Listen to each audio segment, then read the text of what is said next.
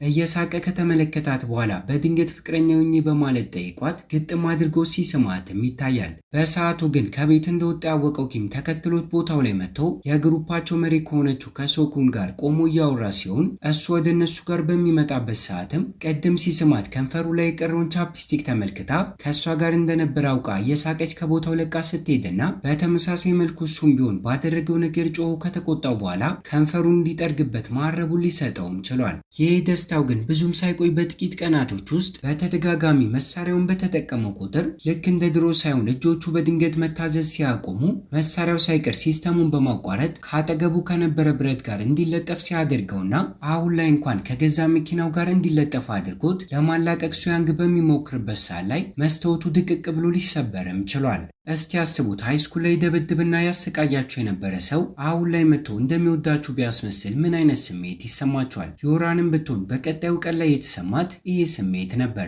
ድሮ ላይ ታሰቃያት የነበረችው ተማሪ አሁን ላይ ጋዜጠኛና ሪፖርተር የሆነች ሲሆን ኤርፖርት ውስጥ ተቀጥራ እንደምትሰራ ካወቀችም በኋላ ለጊዜው እዚህ ቦታ ላይ የምትሰራው አንድ ስራ ስለነበራት ጥቅሟን ለማግኘት ብላ ጥሩ ሰው በመምሰል ስቀርባትና በድንጋጤ ሱያንግ የድሮውን እያስታወሰች ፈዛ ብቀርም ልጅቷ ግን እንድታወራ እንኳን ሳፈቅድላት ከስልኳ ቁጥሯን ሳይቀር ልትቀበላትም ችላለች። በጥቂት ደቂቆች ውስጥ ግን ወደ መጸዳጃ ቤት ገብታ ወደ ጓደኛዋ ጋር በመደወል የተፈጠረውን ነገር በሙሉ ስትነግራት ያንግጁ ሰምታት ለጥቅሟ ስትል ዩራንን እንደቀረበቻት ያወቀችባት ሲሆን ተመልሳ ከወጣች በኋላ ኤርፖርት ውስጥ የማይፈቀዱ ነገሮችን ለማድረግ መሞከር ስትጀምርና ዩራን ከርቀት ሆና ክስተቱን እየተመለከተች ስራዋን እንዳታጣ ልታስቆማት እንደሚገባ ከራሷ ጋር ካወራች በኋላ አሁን ድረስ ብትፈራትም ራሷን እንዴት ማደፋፍራ ግን እሷ ጋር በመምራት እንደዚህ ነገር ማድረግ አይቻልም በማለት እንድታነሳው ስታደርጋትና ልጅቷም የተቅለሰለሰች ቡና እንዲጠጡ ግብዣን ብታቀርብላትም ዮራን ግን በድጋሚ ከሷ ጋር ምንም አይነት ነገር ማድረግ እንደማትፈልግ በመናገር ትታት ልትሄድም ችላለች። ወደ ሱያንግ ጋር ስንመለስ ተታግሎ እጁን ከመኪናው ላይ ማላቀቅ ቢችልም በተሰበረው መስታወት አማካኝነት ግን ከመጠን በላይ እየደማ ሲሆን መሬት ላይ ቁጭ ብሎ ያለ በአጋጣሚ ክስተቱን የሷ ጓደኛ የሆነው አንሳክ ሲመለከትና በቅጡ ባይገባው አደጋ እንዳጋጠመው አስበው ግን አቤቱ ድረስ በመውሰድ ለዶክተሩ ኪም አሳልፈው ሲሰጠው የተጠራጠረ በሚመስል መልኩ ግን ከቤቱ ለቆ እየወጣ ያለ በሩ ላይ ቆሞ ወደ መስኮቱ አተኩሮ ሲመለከትም ይታያል። ዶክተሩ ኪምም ቢሆን ቁስሉ ላይ መድኃኒቶችን ካደረገለት በኋላ ጊዜው እንኳን መሳሪያውን መጠቀም እንዲያቆም የመከረው ሲሆን በተቃራኒው እሱ ግን ከሚወዳት ሴት ጋር አሪፍ ጊዜ ማሳለፍ ስለሚፈልግ ከዱርዮቹ አስቀድሞ የኪያንግውን ህይወት በሚያተርፍበት ሰዓት ላይ በአጋጣሚ ሚስጥሩን አውቆበት ስለነበር እሱ ጋር አመርቶ ከስራው በአንድ ወር ውስጥ መልቀቁ እንደማይቀር ነገር ግን እስከዛ በሚስጥር እንዲይዘው ሲነግረውና ልክ እንደ ድሮ ከቀጣዩ ቀን ጀምሮ ወደ ስራው በማምራት ከሷ ጋር ጊዜያቶችን ለማሳለፍ ሲሞክርም ይታያል። ብዙም ሳይቆይ ግን ወደ እሷ ጋር ታሰቃያት የነበረችው ሴት በመምጣት ከትላንትና ጀምሮ ስለሷ ያጣራች ቆይታ ፍቅረኛ እንዳላት እንደደረሰችባት ታዲያ ድሮ ላይ ትምህርት ቤት ውስጥ ተሰቃይ እንደነበር ፍቅረኛዋም ሆነ የሥራ አጋሮቿ እንዳያውቁባት 4 የቪአይፒ ቲኬቶችን እንድትሰጣት ስታስፈራራትና ተታት ከቦታው ለቃ በመውጣት ምን ማድረግ እንዳለባት እያሰበች ብቻዋን አንድ ባዶ ክፍል ውስጥ ቆማ ያለ ወደ እሷ ጋር ዶንገን በመምጣት የፍቅረኛዋ ታላቅ ወንድም እንደሆነ ራሱን ካስተዋወቀላት በኋላ የሥራ ቅጥር ወረቀቱ ላይ ከዚህ ቀደም እንዳነበበችው የመጀመሪያ ደረጃ አካል ጉዳተኛ የሚለው ነገር ምን እንደሆነ ፍንጮችን ሊሰጣት እየሞከረ ያለ ራሱ ሱያንግ መጥቶ ሊያስቆመው ሲሞክርና የሚያደርገው ነገር እንዲናደድ ስላደረገው ግን ራሱን መቆጣጠር ከብዶት ጣቶቹን ጭብጥ አድርጎ በሚይዝበት ሰዓት ላይ ክፍል ውስጥ ያሉት ብረቶች በሙሉ መንቀሳቀስ ሲጀምሩና ጭራሹኑ ሹካና ማንኪያዎቹ እጁ ላይ ሄዶ መለጠፍ ሲጀምሩ ይሄ ክስተትም ሁለቱንም እንዲደነግጡ ሲያደርጋቸውና በተፈጠረው ነገር ሱያንግ ግን በመሳቀቁ ከአንደበቱ ቃል ሳይወጣ እየተሯሯጠ ከቦታው ለቆ ሲወጣና ሰዎች ወደ ሌሉበት አንድ ባዶ ክፍል በመግባት ጥቂት ደቂቆችን ብቻውን ቁጭ ብሎ ሲያሳልፍም ይታያል። እሷም ብትሆን የደበቃት አንድ ሚስጥር እንዳለ ከተፈጠረው ነገር በኋላ የገባት ሲሆን በመገናኛ ሬዲዮ ደውላለት እንዲገናኙ ብትጠይቀውም ከአንደበቱ ምንም አይነት ቃል ሊወጣ አልቻለም ነበር። ከጥቂት ሰዓታቶች በኋላ ግን ጓደኛው አንሳክ ወደ እሱ ጋር አምርቶ ትላንትና ቤቱ ሲያደርሰው ዊልቸርን በመመልከቱ ሰውነቱ ላይ የተፈጠረ ችግር እንዳለ እንዲረዳ እንዳደረገው እሱም ቢሆን ዮራንን ስለሚወዳት የሚወዳትን ሴት ከአካል ጉዳተኛ ጋር አብራውና ማየት እንደማይፈልግ የአንድ ሳምንት ጊዜን እንደሚሰጠው በአንድ ሳምንት ውስጥ እውነታውን ካልነገራትም እሱ ራሱ እንደሚነግርበት ሲያስፈራራውም ይታያል። በቀጣዩም ቀን ላይ ዮራን ድሮ ላይ ታሰቃያት የነበረችው ተማሪ ጋር አምርታ ደካማ ስለነበረች ድብደባ ሲደርስባት እናቷ ያኔ እየተንከባከበች ታስረሳት እንደነበር፣ አሁን ላይ ግን ለራሷ መከላከል እንደምትችልና ያኔ በተፈጠረው ነገር ማፈር ያለብሽ አንቺ እንጂ እኔ አይደለሁም በማለት ትታት ስትሄድም ይታያል። በተመሳሳይ ሰዓት ላይ እሱ ደግሞ ከዶክተሩ ኪም ጋር እያወራ ለመጀመሪያ ጊዜ እጁ ልክ እንደ ማግኔት ሆኖ ብረት የሳበው የሚወዳትን ሴት የአንገት ሐብል እንደሆነና ከእሷ ጋር የፍቅር ግንኙነትን ጀምሮ ቀን በቀን እየተቀራረቡ በመጡ ቁጥር የበለጠ ህመሙ እየባሰበት እንደመጣና ምናልባትም ከእሷ ጋር እየተቀራረበ በመሆኑ ይሄ ነገር እየተፈጠረበት እንደመጣ ገምቶ ሊነግረውም ችሏል። ከሷ ጋር ከተገናኘ በኋላ ሳይቀር ግልጽ አድርጎ ባይነግራትም ከሷ ጋር አብሮ በሆነ ቁጥር ችግር እያጋጠመው እንደሆነና ጥቂት ጊዜያቶችን እንድትሰጠው በመናገር ትቷት የሄደ ሲሆን አቤቱ ከተመለሰ በኋላ መሳሪያውን መጠቀም አቁሞ በዊልቼሩ መንቀሳቀስ ሲጀምርና የዛኑ ቀን ላይ ግን ስራ ቦታ ላይ በአጋጣሚ ሁለት ፍቅረኛሞች ተጣልተው በእጆቿ አንቆ ይዟት ስለት በመጠቀም ሊያጠቃት እየተዘጋጀ እያለ በቦታው ላይ የተሰበሰቡ ሰዎች ቢፈሩም እሷ ግን ከመሃል ገብታ ልታገላግላቸው በምትሞክርበት ሰዓት ላይ ጥቃት የደረሰባት እሷ ስትሆን ሰውየውን በድንጋጤ ከጥበቆቹ አምልጦ ሲሮጥና የመጀመሪያ ደረጃ እርዳታን ካደረጉላት በኋላ ያንግጁ ለሱ ያንግደው ላይ የተፈጠረውን ነገር ስትነግረውና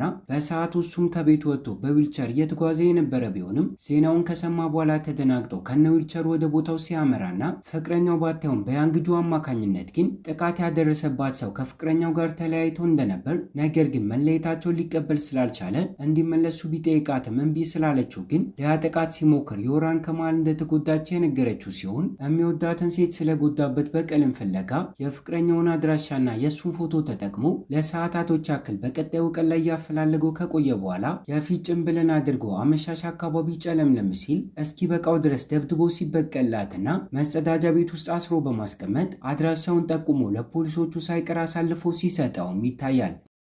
በቀጣዩም ቀን ላይ ድና ቃሏን ለመስጠት ወደ ፖሊስ ጣቢያ ከሱ ጋር ስታመራ የሱያን ግን አይን ብቻ ተመልክቶ ሰውየው እሱ እንደደበደበው ያወቀበት ሲሆን በፖሊሶቹ ከመወሰዱ በፊትም መታወቂያው ላይ አተኩሮ ሊመለከተም ችሏል። ይህ ሰውዬ ሮውን ለተባለ ሰው ተቀጥሮ የሚሰራ ሲሆን እይታችንም ወደ ሮውን ጋር ሲወስደን ከታላቅ ወንድሙ ጋር አሁን ላይ ተቀምጦ እያወራ እንደሆነ እነሱ ካምፓኒ ውስጥ የሚሰራው ሱያንግ የእሱን ሰው ደብድቦ እንዲታሰር እንዳደረገና በዚህ ምክንያት ከስራው እንዲያባረው ትዕዛዝ ሲሰጠው በስማቸው መመሳሰል አማካኝነትም ድሮ ላይ አደጋ የተፈጸመበት ወንድሙ እንደሆነ በሚጠይቀው ሰዓትም እይታችን በትውስታ ወደ ኋላ ይወስደንና ዶንጉንን እየደበደቡት የነበሩት የጎን ሰዎች እንደነበሩ፣ ምክንያቱም ወንጀሎችን ሲሰራ የሚያሳይ ማስረጃ እጁ ላይ ስለነበረ እንደሆነና የመኪና አደጋ ወንድሙን ባጋጠመው ሰዓት እንኳን ከነሱ ለማምለጥ ቢሞክርም ይዘውት ግን ወደ ሮን ጋር እንደወሰዱትና በድጋሚ እየደበደበው ማስረጃው የት እንዳለ ቢጠይቀውም እንደጠፋበት በመናገር ሊዋሸው እንደሞከረ፣ ካልሰጠ ወንድሙ ሱያንግን እንደሚገልበት በመናገር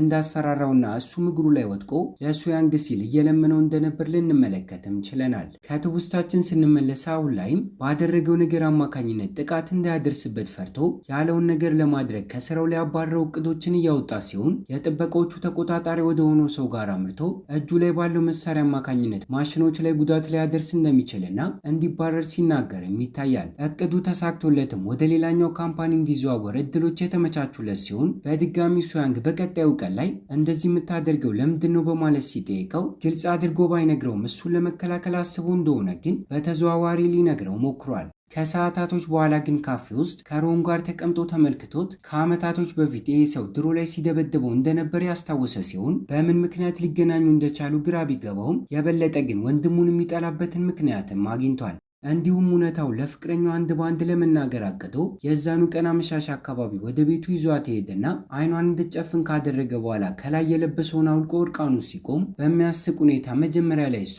ሁለቱ ብቻቸውን አሪፍ ጊዜን እንዲያሳልፉ አስቦ መስሏት እያፈረች መሽኮርመን ብትጀምርም ዞር ብላ ተመልክታ እውነታውን ከተረዳች በኋላ ግን በድንጋጤ የምታደርገው ነገር ሲጠፋትና ልብሱን ከቀየረ በኋላ ሳይቀር ትታው ለመውጣት ስትል ግራ ከመጋባቷ የተነሳ እየጠጣችበት የነበረውን ብርጭቆ ሳይቀር ይዛው ለመውጣት ስትደርስም ይታያል። በቀጣዩ ቀን ላይ ግን ስራ ቦታ ላይ ያለ በድንገት ወደ እሱ ጋር ትመጣና ምሽቱን በሙሉ ሳተኛ ስለ ክስተቱ እያሰበችበት እንደቆየችና ከልቧ ስለምትወደው ከነንከኑ እንደተቀበለችው ደስተኛ ሆና ስትነግረው በተመሳሳይ መልኩ እሱም ቢሆን ደስተኛ ሆኖ ተቃቅፈው ሁለቱም ደስታቸውን ሲወጡና ከቀጣዩ ቀን ጀምሮ ወደ መዝናኛ ቦታና የተለያዩ ቦታዎች እየተጓዙ እንደ ፍቅረኛሞች አሪፍ ጊዜን ሲያሳልፉም ይታያል። ቀናቶች እየተቆጠሩ በመጡ ቁጥር ግን በሰውነቱ ላይ ህመሙ እየጠነከረ እየተቀየረበት መምጣት የጀመረ ሲሆን ከአንድም ሁለት ጊዜ ጭራሹኑ በድንገት ሲነስረውና እጁ ላይ ያለው የጠባሳ ቁስል እየሰፋ መጥቶ ወደ አንገቱ ጋር ሳይቀር እየተሰራጨ ሲመጣም ይታያል። የሕክምና ወረቀቱን ተመልክቶ ኪምም ቢሆን እንደባሰበት ካወቀ በኋላ ደጋግሞ ለሱ ቢነግረውም እምቢ ስላለው ግን ወደ ፍቅረኛው ጋር አምርቶ እውነታውን ሲነግራትና በሚያስቅ ሁኔታ ከቀጣዩ ቀን ጀምሮ እሷን ብትሆን የተለያዩ ስራዎችን ሲሰራ በሱ ቦታ በመሆን ልትሸፍንለት ስትሞክርም ይታያል። ይሄ ብቻ ሳይሆን አመሻሽ አካባቢ ሮውን ከሰዎቹ ጋር በመምጣት የእሱ ሰው የነበረውን ፓርክ ደብድቦ ለፖሊሶች አሳልፎ በመስጠቱ ሊበቀለት በተራው አሁን ላይ ሰዎቹን ይዞ መጥቶ ሊደበድበው እየሞከረ ሲሆን መጀመሪያ ላይ ሷንግ ቢታገሳቸውም ከአቅሙ በላይ ሲሆንበት ግን አንድ በአንድ ደብድበው አለቃቸው ሮንን በማስደንገጥ ከቦታው ለቆ እንዲሄድ ሲያደርገውም ይታያል። በፊልሙም የመጨረሻ ትዕይንት ላይ በድጋሚ ሳይቀር በቀጣዩ ቀን ላይ እስር ቤት ገብቶ የነበረውን ፓርክን ሮውን በዋስ እንዲፈታ አድርጎ ከሰዎቹ ጋር እሱ ጋር ሲልከውና ስራ ቦታ ላይ ስለነበር ጥበቃዎቹ ከጎኑ ሆነው ሊከላከሉለት ቢሞክሩም በእሱ ምክንያት ሌላ ሰው እንዲጎዳ ስላልፈለገ አብሯቸው ሲያመራና አስቀድሞ ሆኖ እቅዱን ያወቀበት ታላቅ ወንድሙ ግን ከኋላ እየተከተለ መጥቶ ስለነበር ለአለቃቸው ሮውን ከ12 ዓመት በፊት እየፈለገ የነበረውን ወንጀል ሲሰራ የሚያሳየውን ማስረጃ እንዲጋለጥበት ካልፈለገ ወንድሙን እንዲለቅለት መደራደር ሲጀምርና ጠፍቶብኛል በማለት ዋሽቶ ስለነበር ሮውን ግን ተናዶበት ከሱ ጋር መጣላት ሲጀምርና ይሄ ክስተትም ሱያንግን እንዲናደድ ስላደረገው ወደ ባህር ዳርቻ ወስደው ገለው እንዲጥሉት ለሰዎቹ ትዕዛዝ ሰጥቶ በሚልክበት ሰዓት ላይ ሊያስቆሙት ከሞከሩት ሰዎች ጋር ከተጣላ በኋላ መኪናቸውን ከኋላ ተከትሎ ቦታው ላይ ሲደርስና በመስኮቱ በኩል ወንድሙም እያየው ድሮ ላይም ሊያድነው በሞተር ሲከተለው የነበረውን ክስተት እንዲያስታውስ ሲያደርገው እሱን ትተውት ሱያንግን ለመደብደብ ከመኪናው በሚወርዱበት ሰዓት ግን በገዛ መኪናቸው ሊገጫቸው በሚሞክርበት ሰዓት ላይ የባህር ዳርቻው ጫፍ ላይ ተንጠልጥሎ ሊቀር የቻለ ሲሆን ምንም ያክል አቅም ቢያንሰውም ለሁለተኛ ጊዜ ሱያንግ ግን በአንድ እጁ ብቻ ጎትቶ ከነ መኪናዋ ውስጥ ከመግባት ህይወቱን ሲያተርፍለትና እኛም በዚህ ክስተት በሁለቱ ወንድማማቾች መካከል እስካሁን የቀረ መዋደድ እንዳለ ስንረዳና በመጨረሻም ሁሉም ነገር ከተረጋጋ በኋላ ለቀናቶች ያክል ፍቅረኛው ዩራን እየተንከባከበችው ስቆየና እይታችንም ከድፍን 1 ዓመት በኋላ ወደፊት ወስዶን አሁን ድረስ ያንን ጥንካሬውን ባያጣም ሙሉ በሙሉ በሚባል ደረጃ ከህመሙ አገግሞ ግን ከሚወዳት ሴት ጋር ደስተኛ ሲሆን እያየን እይታችንን እዚህ ላይ እናበቃለን። ከተመቻችሁ ቪዲዮ ላይክ፣ ለቻናሉ አዲስ ከሆናችሁ ሰብስክራይብ እና ሐሳብና አስተያየታችሁንም ኮሜንት ላይ አስቀምጡልን። በቀጣይ በሌላ ቪዲዮ እስኪያገናኘን ቸር ያቆየን።